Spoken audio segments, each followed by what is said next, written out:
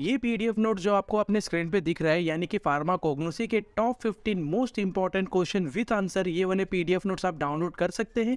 इसे डाउनलोड करने का जो लिंक है वो डिस्क्रिप्शन बॉक्स में आपको मिल जाएगा। ये वीडियो में हम देखने वाले हैं डी फार्मेसी का जो आपका सब्जेक्ट है फार्माकोग्नोसी, उसके टॉप 15 मोस्ट इंपॉर्टेंट क्वेश्चन को, यानी कि ये ऐसे क्वेश्चन है जो आपके एग्जाम में हर साल रिपीट होते ही होते हैं। इस वीडियो के पहले हमने pharmaceutics, social pharmacy and pharmaceutical chemistry के टॉप 15 मोस्ट इंपॉर्टेंट क्वेश्चन के वीडियो को ऑलरेडी हमने अपने चैनल पर अपलोड कर दिया है।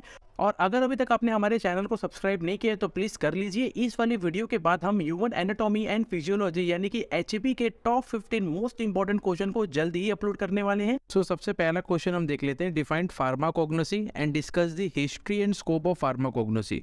तो ये वाला क्वेश्चन एग्जाम में काफ़ी बार रिपीट होता है। तो ये क्वेश्चन में हमें पूछा क्या गया है, फार्माकोग्नोसी का डेफिनेशन हमें लिखना है यहाँ पे, और हमें history and scope of pharmacognosy के बारे में डिटेल में लिखना है। तो जैसा आप यहाँ पे पीडीएफ में आपको अपने स्क्रीन पे दिख रहा है, आप सेम टू सेम आंसर अपने एग्जाम में भी लिख सकते हैं। बहुत ही इंपॉर्टेंट क्वेश्चन है, एग्जाम में कई बार रिपीट होते हैं। नेक्स्ट क्वेश्चन हम देख लेते हैं, right pharmacological classification of crude drug. तो काफ़ी इंपॉर्टेंट क्वेश्चन है, ये भी एग्जाम में कई बार रिपीट हुए हैं।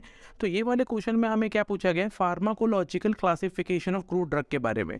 तो इसके अंदर हमें सबसे पहले क्या करना है, जो भी हमारे पास pharmacological classification of crude drug का डेफिनेशन है उसको हमें अच्छे तरीके से लिखना है। फिर हमें नेक्स्ट पॉइंट में क्या करना है, जो भी pharmacological classification of crude drug का क्लासिफिकेशन होता है उसको हमें क्या करना है, विथ एग्जाम्पल अच्छे तरीके से एक्सप्लेन करना है।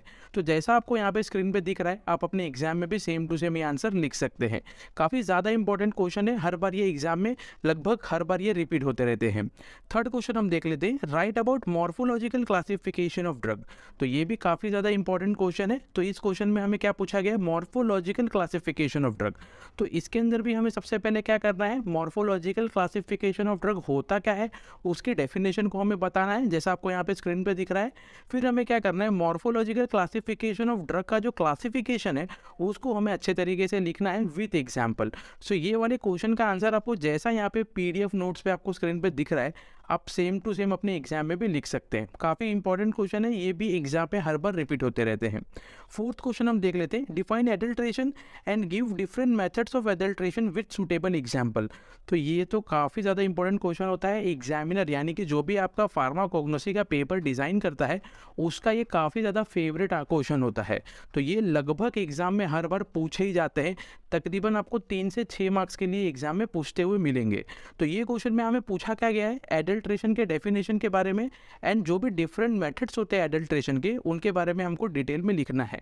तो यहाँ पे जैसा आपको क्वेश्चन का आंसर यहाँ पे स्क्रीन पे आपको दिख रहा है, आप अपने एग्जाम में भी सेम टू सेम लिख सकते हैं। सबसे पहला हमें एडल्ट्रेशन का जो डेफिनेशन है उसको अच्छे तरीके से लिखना है।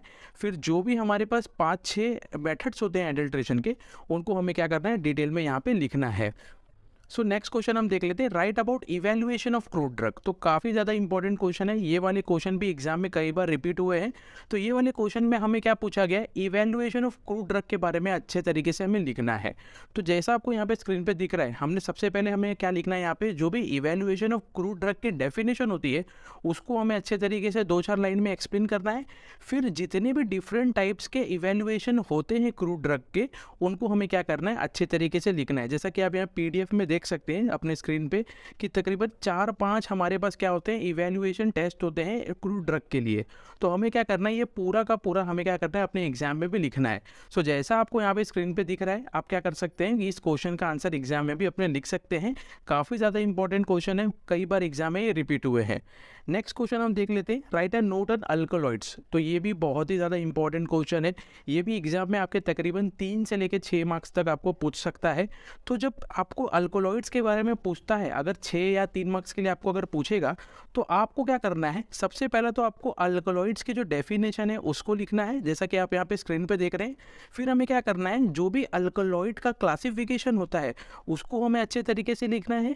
फिर अल्कोलॉइड का जो अकरेंस होता है, अकरेंस एंड डिस्ट्रीब्यूशन, उसको हमें अच्छे से लिखना है। फिर उसके बाद हमें आइसोलेशन मेथड्स क्या होते हैं उनको अच्छे तरीके से लिखना है। फिर उसके बाद हमें केमिकल टेस्ट को अच्छे तरीके से यहाँ पे लिखना है। फिर हमें हमें जो भी अल्कोलॉइड्स के यूजेस होते हैं हमारे ह्यूमन बॉडी में या फिर डिफरेंट डिफरेंट जगह पर, उनको हमें क्या करना है यहाँ पे डिटेल में लिखना है। तो काफ़ी ज़्यादा इंपॉर्टेंट क्वेश्चन है ये, ज़्यादा करके ये लॉन्ग आंसर में पूछे जाते हैं, यानी कि तकरीबन आपको 6 मार्क्स के लिए ये तो एग्जाम में पूछते हुए दिखेंगे। तो जैसा आपको यहाँ पे अपने स्क्रीन पे दिख रहा है, एग्जाम में भी आप क्या कर सकते हैं, सेम टू सेम लिख सकते हैं। नेक्स्ट क्वेश्चन हम देख लेते हैं, write a note on volatile oil. तो ये भी क्वेश्चन काफ़ी ज़्यादा इंपॉर्टेंट क्वेश्चन है, ये भी क्वेश्चन कई बार एग्जाम में पूछे जाते हैं, रिपीटेड क्वेश्चन है ये भी। तो इसके अंदर भी हमें सबसे पहले क्या करना है, वोलेटाइल ऑयल क्या होते हैं उनके डेफिनेशन के बारे में लिखना है। देन वोलेटाइल ऑयल के क्लासिफिकेशन के बारे में अच्छे तरीके से लिखना है। फिर वोलेटाइल ऑयल का जो अकरेंस एंड डिस्ट्रीब्यूशन होता है उसके बारे में हमें अच्छे तरीके से लिखना है। देन उसके आइसोलेशन के बारे में लिखना है। फिर उसके chemical test and therapeutic uses के बारे में हमें अच्छे तरीके से लिखना है। तो जैसा आपको यहाँ पे अपने स्क्रीन पे दिख रहा है पीडीएफ नोट्स में, आप सेम टू सेम क्या कर सकते हैं, अपने एग्जाम में भी ये लिख सकते हैं। काफ़ी ज़्यादा इंपॉर्टेंट क्वेश्चन है, तकरीबन ये 6 मार्क्स के लिए आपके एग्जाम में ये पूछ सकते हैं। नेक्स्ट क्वेश्चन हम देख लेते हैं, write a note on tannins. So ये क्वेश्चन भी काफ़ी ज़्यादा इंपॉर्टेंट क्वेश्चन है, कई बार एग्जाम में रिपीट हुए हैं। तो इसके अंदर भी हमें क्या करना है, सबसे पहले तो टेनिन्स के डेफिनेशन के बारे में लिखना है। देन उसके हमें क्लासिफिकेशन के बारे में लिखना है। नेक्स्ट हमें occurrence and distribution of tannins के बारे में लिखना है। फिर आइसोलेशन मेथड क्या होता है उसके बारे में हमें अच्छे तरीके से लिखना है।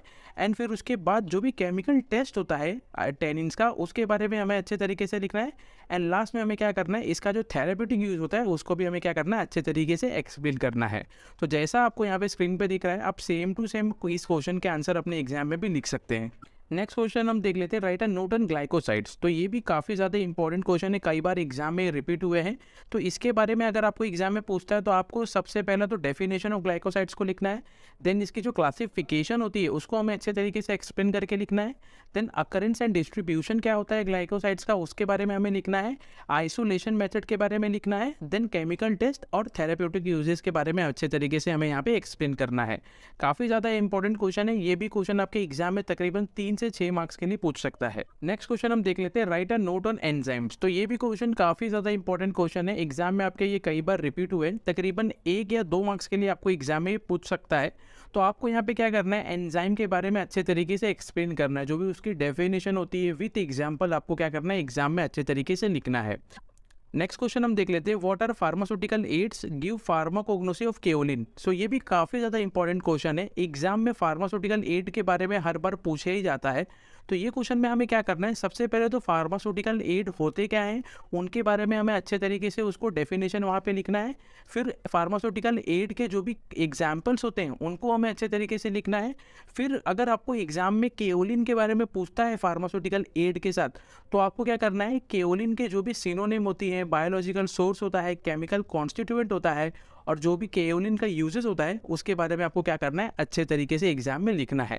काफ़ी ज़्यादा इंपॉर्टेंट क्वेश्चन है, हर बार ये एग्जाम में पूछे जाते हैं। नेक्स्ट क्वेश्चन हम देख लेते हैं, write a note on sutures with example. तो ये भी क्वेश्चन काफ़ी ज़्यादा इंपॉर्टेंट क्वेश्चन है, ये वाले क्वेश्चन में हमें सूचर्स के बारे में डिटेल में एक्सप्लेन करना है। जैसे कि हमें सबसे पहला तो ये लिखना पड़ेगा कि सूचर की डेफिनेशन क्या होती है। देन सूचर कितने टाइप में अवेलेबल होते हैं, यानी कि उनके क्लासिफिकेशन के बारे में हमें अच्छे तरीके से लिखना है। फिर सूचर्स के जो यूजेस होते हैं उनके बारे में भी हमें क्या करना है, अच्छे तरीके से लिखना है। काफ़ी ज़्यादा इंपॉर्टेंट क्वेश्चन है, तो जैसा आपको यहाँ पे पीडीएफ में अपने स्क्रीन पे दिख रहा है, आप सेम टू सेम आंसर अपने एग्जाम में भी लिख सकते हैं। नेक्स्ट क्वेश्चन हम देख लेते हैं, write a note on antioxidants. तो ये भी क्वेश्चन काफ़ी ज़्यादा इंपॉर्टेंट है, एग्जाम में कई बार ये पूछे गए हैं। तो यहाँ पे हमें क्या करना है, एंटीऑक्सीडेंट्स के बारे में अच्छे तरीके से लिखना है, यानी कि जो भी एंटीऑक्सीडेंट्स की डेफिनेशन होती है, उसकी क्लासिफिकेशन होती है, देन उसके जो यूजेस होते हैं उनके बारे में हमें क्या करना है, अच्छे तरीके से लिखना है। तो जैसा आपको यहाँ पे स्क्रीन पे दिख रहा है, आप अपने एग्जाम में भी एंटीऑक्सीडेंट्स के बारे में अच्छे तरीके से लिख सकते हैं। नेक्स्ट क्वेश्चन हम देख लेते हैं, discuss in detail about phytochemical investigation of drug. तो ये क्वेश्चन भी काफ़ी ज़्यादा इंपॉर्टेंट क्वेश्चन है, एग्जाम में कई बार पूछे गए हैं, रिपीटेटिवली पूछे गए हैं एग्जाम में ये। तो यहाँ पे हमें सबसे पहले क्या करना है, जो भी फाइटोकेमिकल इन्वेस्टिगेशन ऑफ ड्रग का मतलब होता है, जो उसकी डेफिनेशन होती है, उसको हमें सबसे पहले अच्छे तरीके से एक्सप्लेन करना है। एंड जो भी फाइटोकेमिकल इन्वेस्टिगेशन ऑफ ड्रग की क्लासिफिकेशन है, जैसा कि आप ये स्क्रीन पे देख सकते हैं, ये सेम टू सेम क्लासिफिकेशन आपको क्या करना है, इस आंसर के अंदर लिखना है। तो आपको जैसा यहाँ पे स्क्रीन पे ये आंसर दिख रहा है, आप अपने एग्जाम में भी क्या कर सकते हैं, इसे अच्छे तरीके से लिख सकते हैं।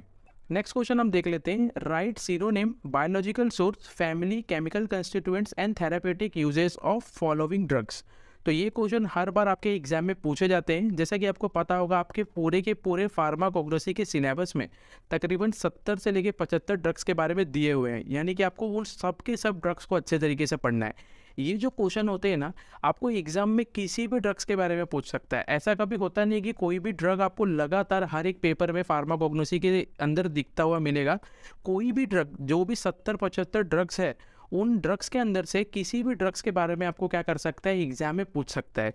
तो आपको क्या करना है, जो भी आपके टेक्स्ट बुक में, फार्माकोग्नोसी के टेक्स्ट बुक में जो भी 70 या 75 ड्रग्स दिए हुए हैं, उनके बारे में आपको अच्छे तरीके से, यानी कि उनका सिनोनिम क्या होता है, बायोलॉजिकल सोर्स क्या है, उनकी फैमिली क्या है, उनका chemical constituent and therapeutic uses के बारे में आपको अच्छे तरीके से पढ़ना है। बहुत ही ज़्यादा इंपॉर्टेंट क्वेश्चन है आपके एग्जाम में, फार्माकोग्नोसी के एग्जाम में ज़्यादा करके ये वाले क्वेश्चन हर जगह आपको दिखते हुए मिलेंगे। तो ये जो 70-75 ड्रग्स है, ये यहाँ पे ये पीडीएफ में तो आपको नहीं दिख रहे होंगे। मैं क्या करूँगा, इस जो 70-75 ड्रग्स के जो वीडियो हैं, उनके जो शॉर्टकट नोट्स होंगे, वो मैं अलग से क्या करूँगा, उसके वीडियो बना के अपलोड करूँगा। तो वहाँ पे तभी आपको अच्छे तरीके से वो ड्रग्स के सब कुछ अच्छे तरीके से मिल जाएंगे। सो ये तो थे टॉप 15 मोस्ट इंपॉर्टेंट फार्माकोग्नोसी के क्वेश्चन। होप आपको अच्छे तरीके से समझ गए होंगे, जो कि बहुत ही इंपॉर्टेंट क्वेश्चन है। एग्जाम में हर बार ये रिपीट होते ही होते हैं। So thanks for watching this video guys. अगर आपको इस वीडियो से रिलेटेड किसी भी प्रकार का क्वेश्चन होता है, तो आप हमें कमेंट बॉक्स में पूछ सकते हैं, या फिर आप अपना डाउट हमें ईमेल भी कर सकते हैं। इंस्टाग्राम पे भी आप हमसे कनेक्ट हो सकते हैं। इंस्टाग्राम पे हमारा पेज है फार्मा यूनिट नाम से। और ये वीडियो लेक्चर के जो पीडीएफ नोट्स है, यानी कि फार्माकोग्नोसी के टॉप 15 मोस्ट इंपॉर्टेंट क्वेश्चन के जो पीडीएफ नोट्स है, वो आप डाउनलोड कर सकते हैं। आपको डाउनलोड करने का जो लिंक है, वो डिस्क्रिप्शन बॉक्स में मिल जाएगा।